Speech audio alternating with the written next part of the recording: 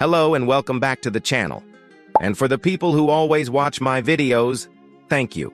Today we are talking about execution methods that you have probably never heard of. Some of these will be familiar but in ways that you haven't thought of before, and some of them will be pretty eye-opening. So without further ado, let's get into it. The first method is not so much an execution method as it is a general form of capital punishment.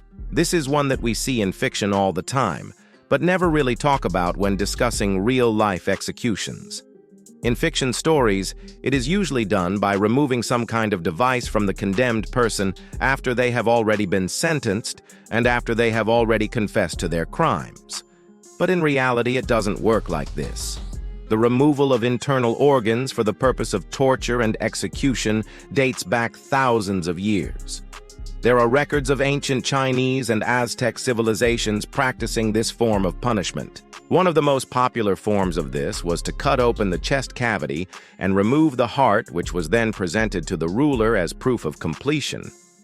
As with many of these old practices, eventually they fell out of style, at least officially, as society progressed and decided that maybe ripping someone's heart out of their chest wasn't exactly the best way to deal with criminals anymore. However, there is evidence to suggest that this form of execution continued to be used even in modern times in parts of Asia and Africa. One of the main reasons that this form of punishment is still used in some places, despite being widely regarded as cruel and unusual, is because of its efficiency. It can be performed very quickly, and it has a high likelihood of killing the prisoner. For this reason, it has managed to survive in certain cultures. Another organ removal-based execution method is what we are going to call en-call, although that is a term more commonly associated with births. It refers to keeping someone alive while removing their head and is said to have been used during the French Revolution.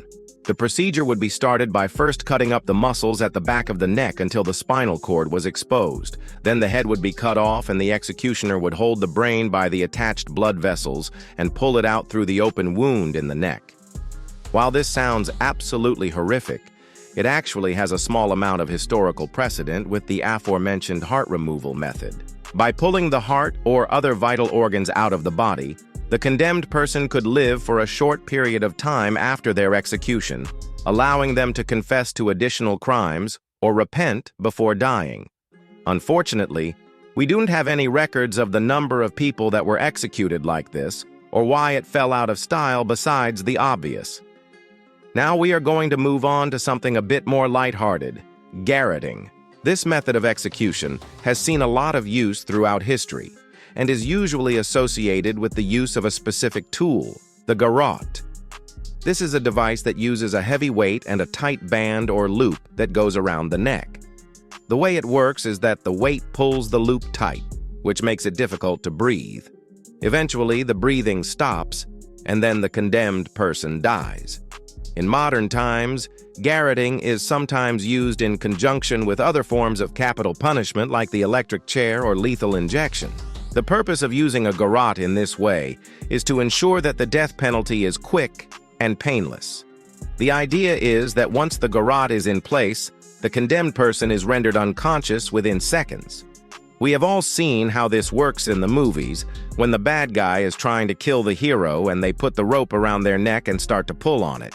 But in movies, they tend to strangle the person instead of just rendering them unconscious.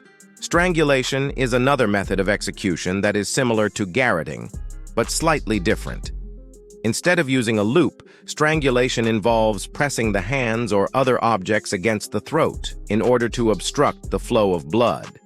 This causes the brain to become starved of oxygen, which eventually leads to unconsciousness and death. This method can be fatal in two ways: by either cutting off blood flow to the brain or by compressing the windpipe. This method is often associated with hand-drawn or cross-colored images of executions, which show people being killed with bare hands or fists, typically by other people. It is also depicted in various other media. An example of this type of execution is the death of Grigory Rasputin, the mad monk who had a huge influence over the Russian royal family during World War I. He was killed by Prince Felix Yusupov, Grand Duke Vladimir Putyatyn, and their associate, a man named Abram Suchkov, who beat him, shot him, and stabbed him multiple times. After he had been shot twice, he still did not die, but the third shot, along with blunt force trauma to his head, eventually killed him. Moving on, we have a method of execution that I am sure everybody has heard of, but probably hasn't thought too much about. The guillotine. This was the dominant method of execution in France from the late 18th century up until the early 20th century. It was originally designed as a humane method of beheading, but that's debatable. The guillotine consists of a tall, upright frame, which holds a heavy, angulated blade that is dropped to sever the head from the body. The idea behind this was that the swift dropping of the blade would mean that the condemned person would be dead almost instantly. But unfortunately, the blade wasn't always dropped from the proper height, and sometimes the blade would drag across the neck of the condemned person, causing them to suffer for a few moments longer than necessary. The French were convinced that this was a quick and clean method of execution, and for a while, they even exported guillotines to other countries, such as Austria and Spain.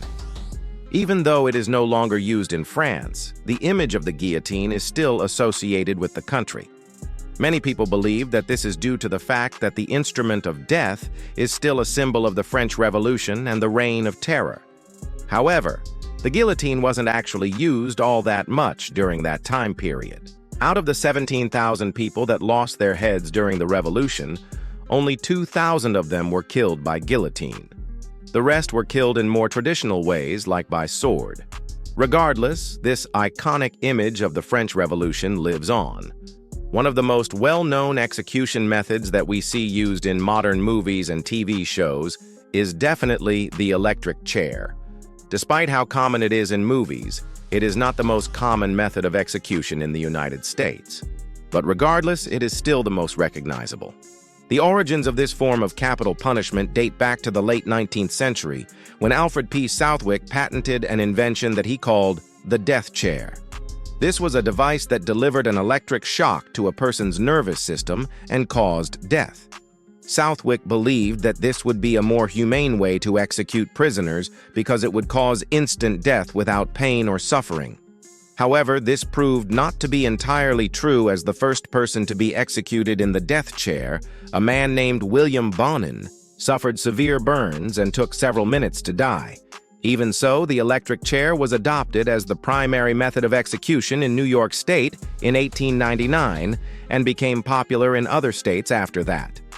In the United States, the electric chair is used as an alternative to lethal injection, which is the most common form of capital punishment today. Despite its notoriety, the electric chair has been declared unconstitutional by courts in several states because of the risk of botched executions. Thank you all for watching. If you enjoyed this video, please leave a like and subscribe. If you want to keep watching, I would recommend checking out another video on the deadliest serial killers of all time. See you next time.